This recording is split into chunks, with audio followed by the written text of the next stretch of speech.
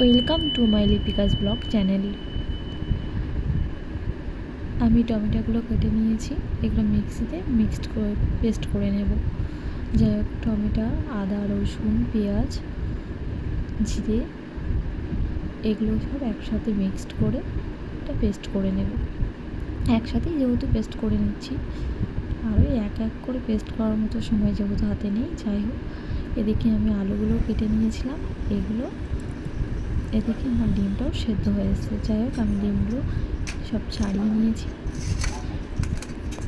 ছাড়িয়ে নেওয়ার পর এবার কড়াইয়ে সামান্য একটু তেল দেবো, দিয়ে এদিকে লবণ হলুদ দিয়ে মাখানো ডিমটা ভেজে নেব।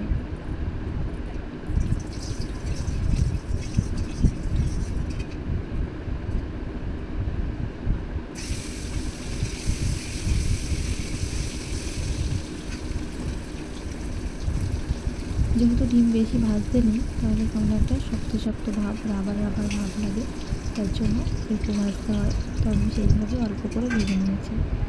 যাই হোক, আবার একটু তেল দিয়ে দিই। যদিও আমার বাড়িতে বেশি ডিম ভাজা আমার বাড়িতে অ্যালাউ নেই, তো সেই কারণে আমি সেইভাবেই বানাই।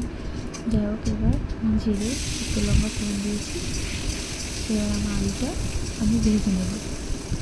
আলুটা একটু লবণ হলুদ দিয়ে একটু ভেজে নেওয়ার পরে তারপরে আমার যে পেস্ট করা মশলাটা ছিল সেই মশলাটা দিয়ে দেবো।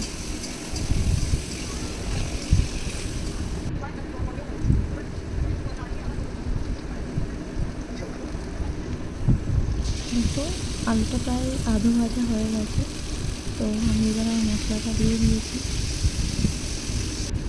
এবার এতে পরিমাণ মতো লবণ, হলুদ, গুঁড়ো লঙ্কা দিয়ে এটা কষিয়ে নিতে হবে।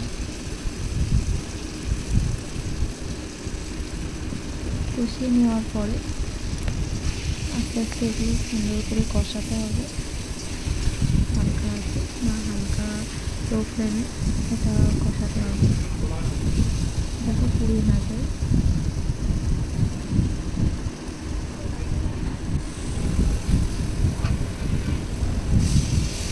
আমার কষানোটা হয়ে গেছে, তার জন্য আমি এবার আমার যে মশলাগুলোর জলটা এর মধ্যে দিয়ে দিয়েছি।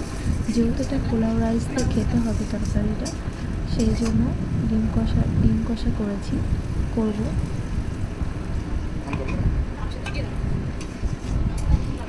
সেই জন্য ডিম কষাটা করা হচ্ছে। যাই হোক, তো এবার আমি এটা দিতে দেবো। তারপর খানিকটা ফুটতে দেওয়ার পরে এবার ডিমগুলো দিয়ে দিয়েছি, এক এক করে দিয়ে দিলাম। দেওয়ার পরে শেষে গরম মশলাগুলো দিয়ে এটা নাড়িয়ে নামিয়ে নিতে হবে। যাই হোক, এইভাবেই আমি ডিম কষাটা তৈরি করে নিলাম। তো কার কার ভালো লেগেছে কমেন্ট করে জানাবেন কিন্তু।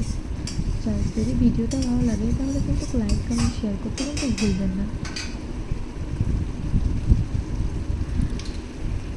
তো আজকের মতো টাটা, দেখা হচ্ছে পরের ভিডিওতে।